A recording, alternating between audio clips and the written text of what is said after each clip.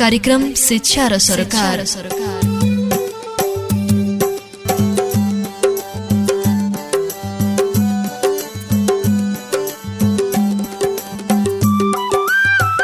नमस्कार, साप्ताहिक रेडियो शैक्षिक कार्यक्रम शिक्षा र सरकारमा यहाँलाई हार्दिक स्वागत छ। कार्यक्रम शिक्षा र सरकार हरेक साताको आइतबार ठिक यस बेला लिएर तपाईँ माझ उपस्थित हुने गर्दछु।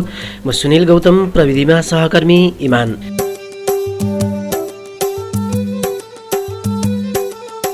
कार्यक्रम शिक्षा र सरकार शिक्षासँग सरोकार राख्ने कुनै पनि विषयवस्तुमाथि केन्द्रित रहँदै चर्चा परिचर्चा गरिने कार्यक्रम हो।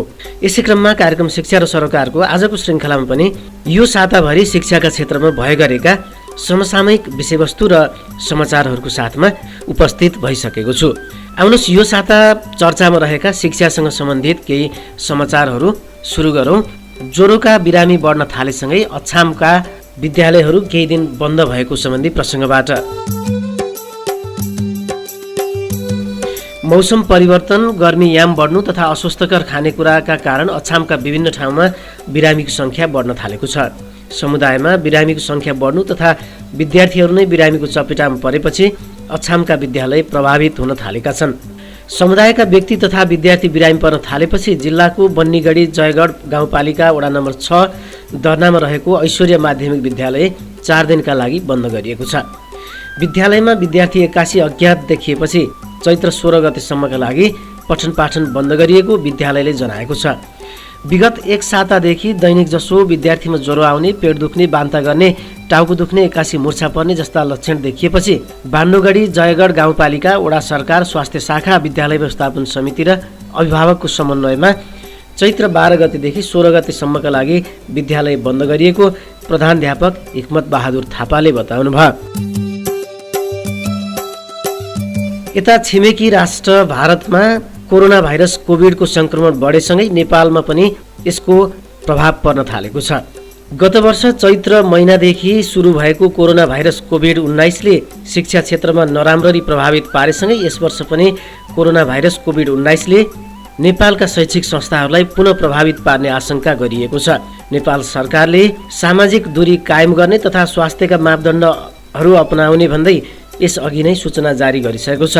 विद्यालयलाई पनि भौतिक दूरी कायम राख्दै आफ्ना नियमित कार्यहरूप्रति सजग रहन नेपाल सरकारले आग्रह गरेको छ। यो सँगै कोरोना भाइरस कोभिड-19 को सङ्क्रमण नेपाली शैक्षिक संस्थाहरूमा पनि पर्ने भएको हो। यता शिक्षा विज्ञान तथा प्रविधि मन्त्रालयले हिमाली जिल्ला मुस्ताङका विद्यालयमा पुलमा रहेका शिक्षक दरबन्दी मिलान गरेपछि 50% विद्यालयहरू मर्ज हुने सम्भावना देखिएको छ। सरकारले देशैभर शिक्षक दरबन्दी पुनर्वितरण सुरु गरेसँगै मुस्ताङका विद्यालयमा शिक्षक सङ्ख्या कटौतीपछि मर्ज गर्नै पर्ने बाध्यता आइपरेको जनाएको छ।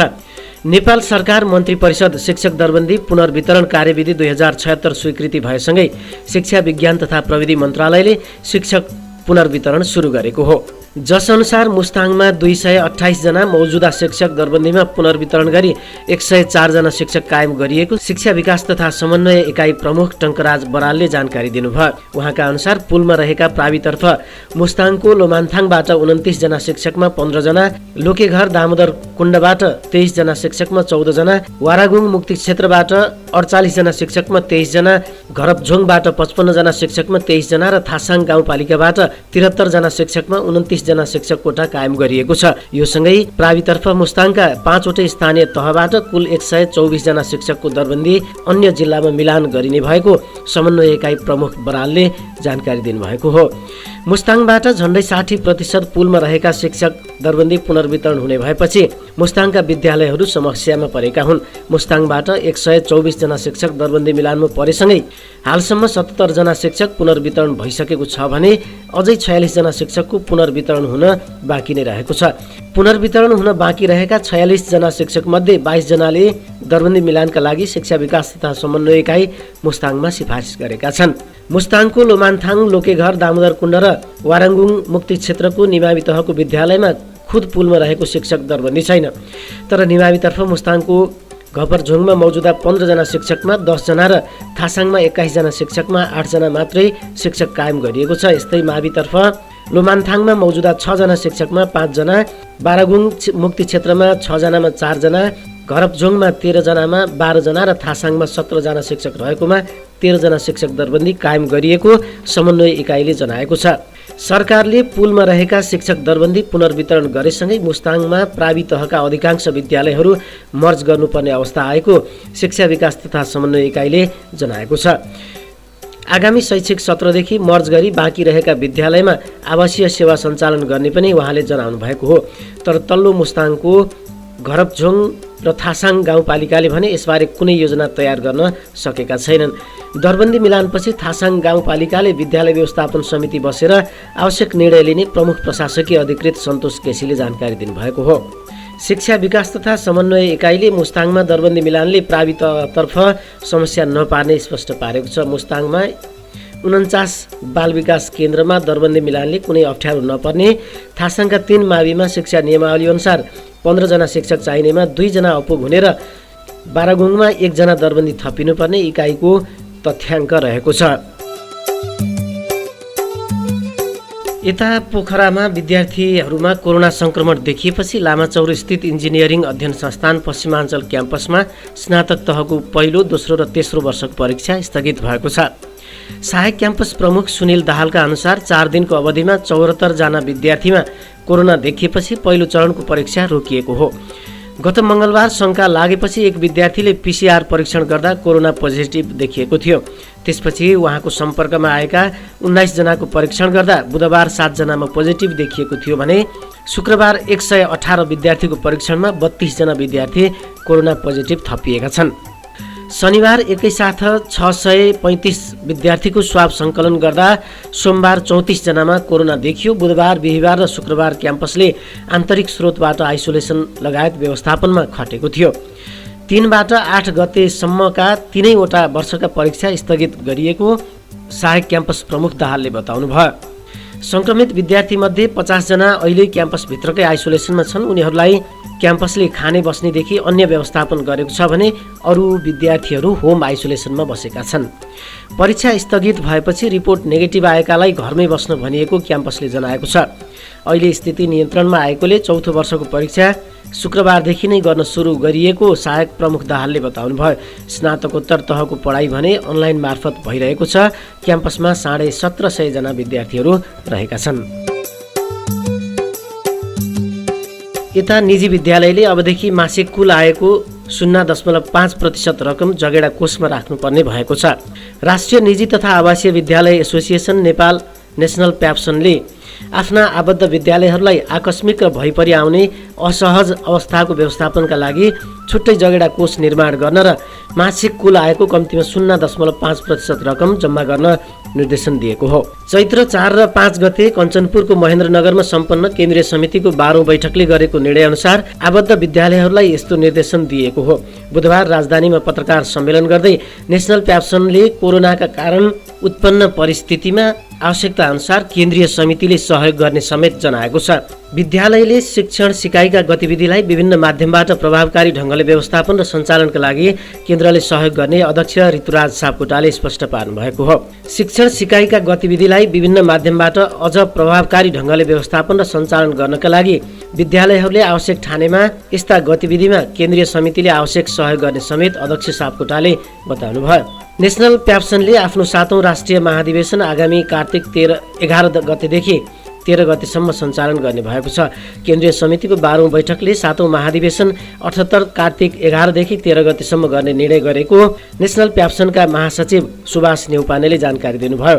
नेउपानेका अनुसार बैठकले जिल्ला अधिवेशन सम्पन्न हुन बाँकी जिल्लाहरूलाई सम्बन्धित प्रदेश समितिको समन्वयमा 78 जेठ मसान्तभित्र अधिवेशन सम्पन्न गर्न पनि निर्देशन दिएको छ। प्याप्सनले स्थानीय निकायहरूको शिक्षा सम्बन्धी आफ्नै ढङ्गले कार्यविधि बनाई कार्यान्वयन गर्दा अन्योलता देखिएको ठहर गर्दै यस्तो अन्योलपूर्ण वातावरण हटाउन सङ्घीय, प्रादेशिक तथा स्थानीय निकायहरूमा निर्माण गरिने शिक्षा सम्बन्धी समिति, उपसमितिहरूमा आफ्नो अनिवार्य संस्थागत प्रतिनिधित्वका लागि पनि जोडदार माग गरेको छ।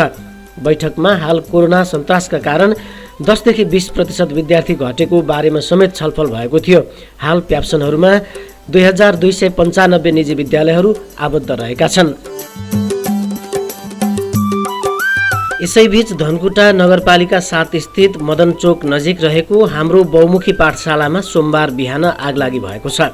बिहान 2 बजेदेखि सुरु भएको आगलागीले भवनमा रहेको सम्पूर्ण धनमाल जलेर नष्ट भएको प्रहरीले जनाएको छ। धनकुटा नगरपालिकाले दमकलसहित प्रहरी र स्थानीयले आगो निभाउने प्रयास गरे पनि पाठशालामा रहेको सम्पूर्ण सामग्री जलेको छ।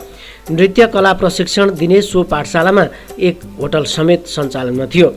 आगलागीबाट करिब 50 लाख बढीको क्षति भएको प्रहरीले जनाएको छ। वास्तविक कारण खोल्न नसके पनि विद्युत सर्ट भएर आगलागी भएको हुन सक्ने जिल्ला प्रहरी प्रमुख एसपी गोविन्द अधिकारीको भनाइरहेको छ। घटनास्थलमा रहेका प्रमुख जिल्ला अधिकारी वासुदेव दाहालले तत्काल राहत उपलब्ध गराइने बताउनुभयो। बजारको मुख्य चोकमा भएको घटनाबाट अन्य आसपासका घर भने सुरक्षित भएका छन्।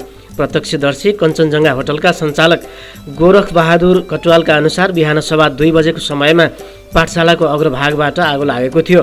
प्रदेश नम्बर 1 का प्रदेशसभा सदस्य निरन राईले आगलागीबाट कला र संस्कृतिको क्षेत्रमा नोक्सानी भएको बताउनु भएको छ। उक्त पाठशाला जिल्लाकै नमुना प्रशिक्षण केन्द्रको रूपमा स्थापित थियो। हाल 200 बढी स्थानीय कलाकार त्यस संस्थामा क्रियाशील रहेको सञ्चालक सरोज भुजेलले बताउनु भएको छ। अब प्राविधिक धारको शिक्षा सम्बन्धी एउटा प्रसङ्ग।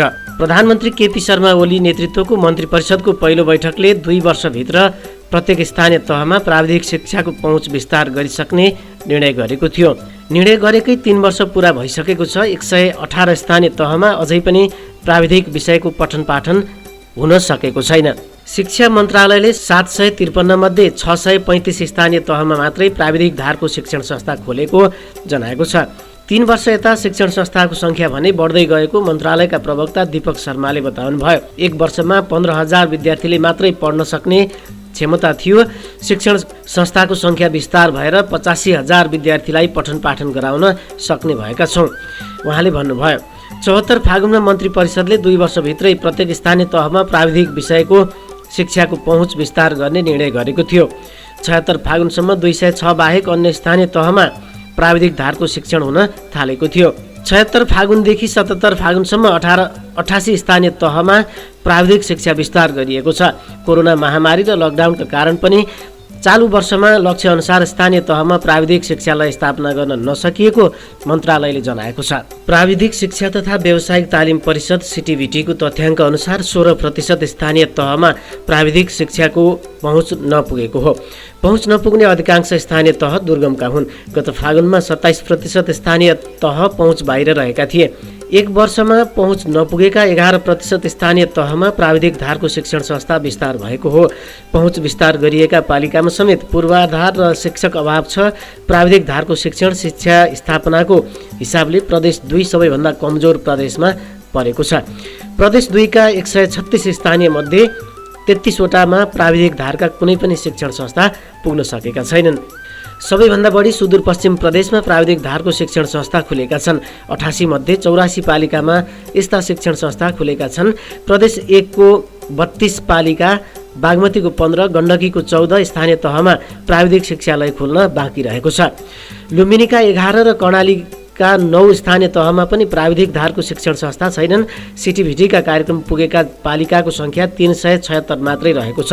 सिटिभिटी बाहेक साधारण धारका सामुदायिक विद्यालयमा पनि प्राविधिक धारको कक्षा सञ्चालन हुने गरेको छ। पहुँच पुगेका स्थानीय तहमा प्राविधिक एसएलसी, डिप्लोमा र प्राविधिक धारको कक्षा 9-12 मा पठन पाठन हुने गर्दछ। यसबाहेक उच्च शिक्षामा प्राविधिक शिक्षा पढाइ हुने विश्वविद्यालय र प्रतिष्ठान मातहतका 280 क्याम्पस रहेका छन्। प्राविधिक शिक्षामा पहुँच बाहिरका पालिकामा प्राविधिक शिक्षालय खोल्न सरकारले 75-76 देखि नै बजेट विनियोजन गर्दै आएको छ। सामुदायिक विद्यालयमा प्राविधिक धारको पठन पाठन गराउन शिक्षा मन्त्रालयले छुट्टै स्वीकृति दिने गरेको छ। आङ्गिक सामुदायिक विद्यालय, साझेदारी र सम्बन्धन प्राप्त संस्थाले माध्यमिक तहसम्म प्राविधिक शिक्षा दिने गर्दछन्।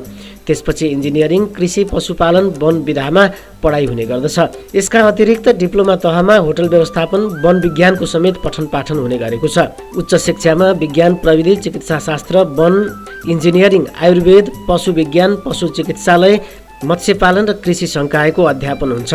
स्वास्थ्यतर्फ प्रमाणपत्र तह मुनिका कार्यक्रम भने यस वर्षदेखि खारेज गरिएको छ। चिकित्सा शिक्षा ऐनको प्रावधान अनुसार यस्ता कार्यक्रम खारेज भएको हो। सिटिभिटीबाट स्वीकृति लिएका शिक्षालयहरू 1062वटा रहेका छन् भने शिक्षा मन्त्रालयले 484 विद्यालयमा प्राविधिक धारको पठन पाठन गराउन अनुमति दिएको छ। देशभर 1546 शिक्षण संस्थामा प्राविधिक धार पठन पाठन हुने गर्दछ।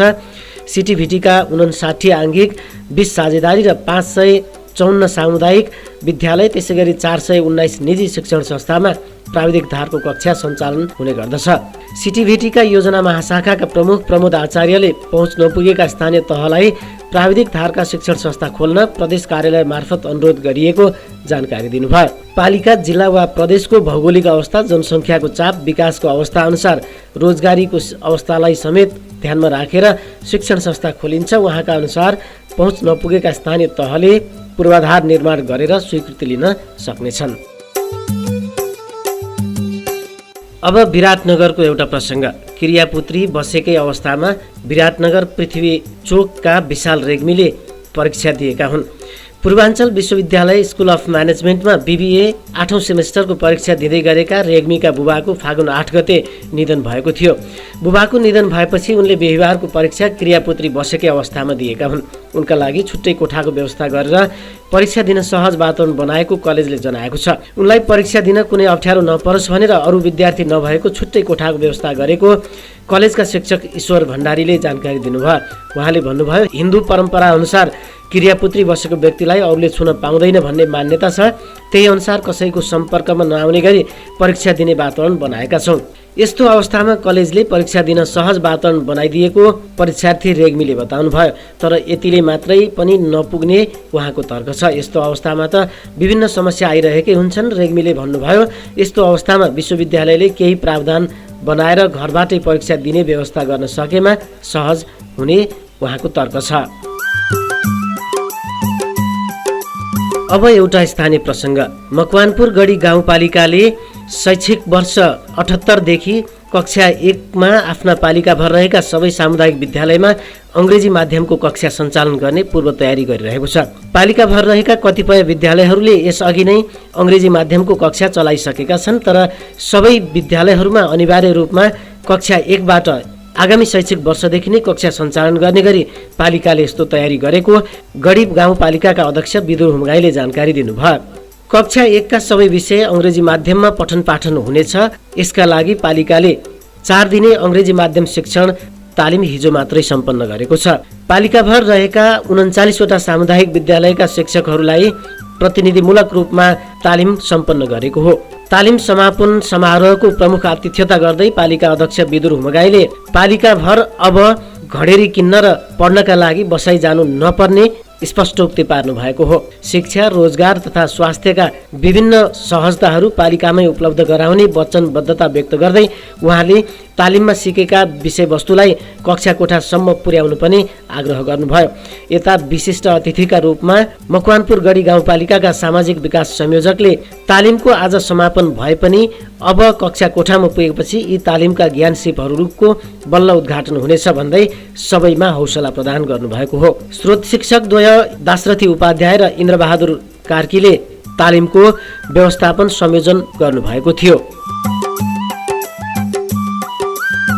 श्रोता, यिनै विविध प्रस्तुतिसँगै कार्यक्रम शिक्षा र सरकारको आजको श्रृङ्खलामा हामी अन्त्यतिर छौँ।